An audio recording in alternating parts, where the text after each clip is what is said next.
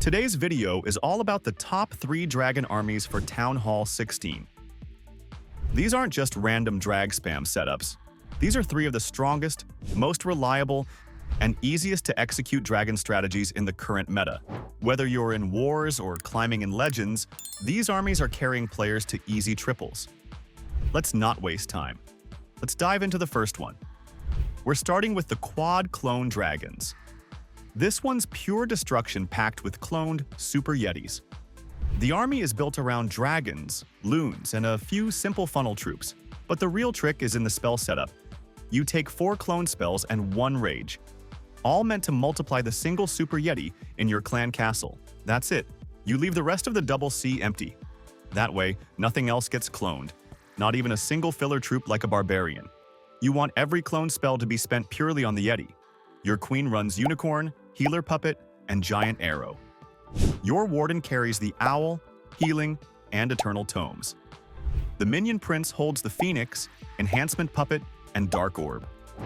For the royal champion, use the Fox, Spear Thrower, and Electro Boots. You're going to start by funneling one side of the base with the queen and the other with a baby dragon. Once that's set, you spam all the dragons through the center. Drop the blimp right behind them, pop the warden ability to protect it, and then the fun begins. Wherever the blimp lands, even if it's early, drop the rage and your 4 clone spells around the Yeti landing zone. Spread them out a bit to catch more value. The cloned Super Yetis are tanky, like golems, and paired with the electromites they summon, they tear through the base. You'll often see the base evaporate as 5 Yetis and a horde of dragons melt everything in their path. Even the worst split won't slow you down. By the end, most of your troops are still alive. Well, even the clone's Yetis are still alive, but they disappear as the clone timer runs out. This army has so much HP and damage output, but the base can't deal that many damage to kill these troops, and trust me, even double Rage Tower bases can't handle this army. Now we move into something a little more classic. The Mass Dragons with Overgrowth spells. This one feels like old-school spam, but updated for today. The setup is very similar. The only change is that we drop some rage and bring in 2 Overgrowth spells. The army is simple, with 15 dragons in the core and super minions in the clan castle. You'll still be using the siege barracks to set the funnel, and the heroes remain unchanged. You begin by funneling one corner with the queen and the other with the siege barracks, since you don't have the king in this army.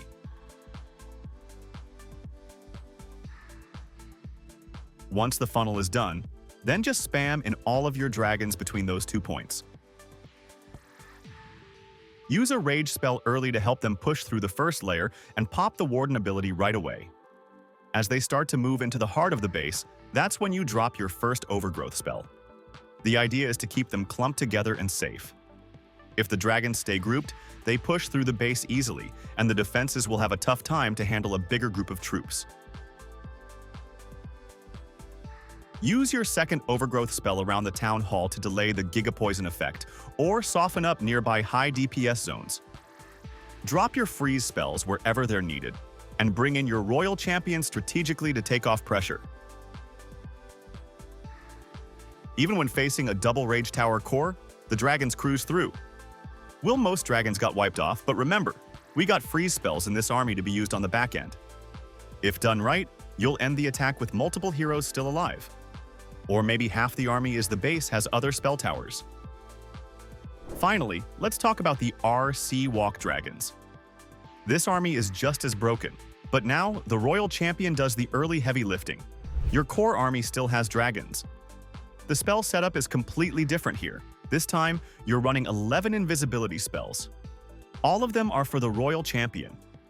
In the clan castle, you'll be taking 1 rage, 1 freeze, and the siege barracks for the funnel, and the rest of the army stays almost the same.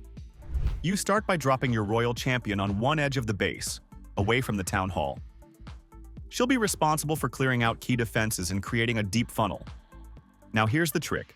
As soon as you deploy her, count to 4 and drop the first invisibility.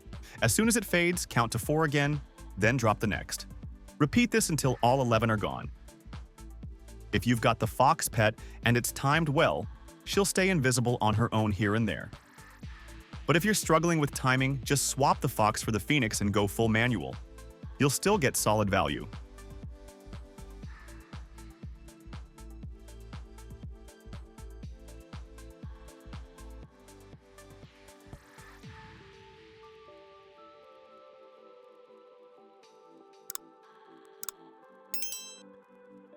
In this hit, she even cleared the town hall solo. That's a great value, really. Once she's done her job, you drop all the dragons down one lane, funnel the outer edges with the queen and siege barracks. Then just support with leftover spells, pop the warden ability as the dragons push into high DPS zones, and let them go.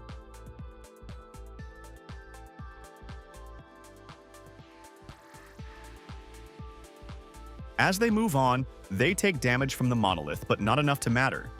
These dragons are overwhelming. Even without spell support, they rip through the base like it's nothing. The core opens, the defenses drop, and you'll be sitting on a clean triple, with most of your dragons and heroes still standing. Doesn't it feel like tripling a lower town hall? Yes, that's what this army does. Okay, these are 3 different dragon armies, 3 different styles, and all of them ridiculously powerful. Whether you want to clone Yetis, push with mass troops, or execute a slick RC walk, you've got an option that fits your comfort and playstyle. If you want the exact army links, clone layouts, and more bonus strategies, check the pinned comment. Try each of these out in your next War or Legends Day, and let me know which one tripled hardest. And if you're ready to keep dominating, hit the next video. I've got even more broken armies coming up next.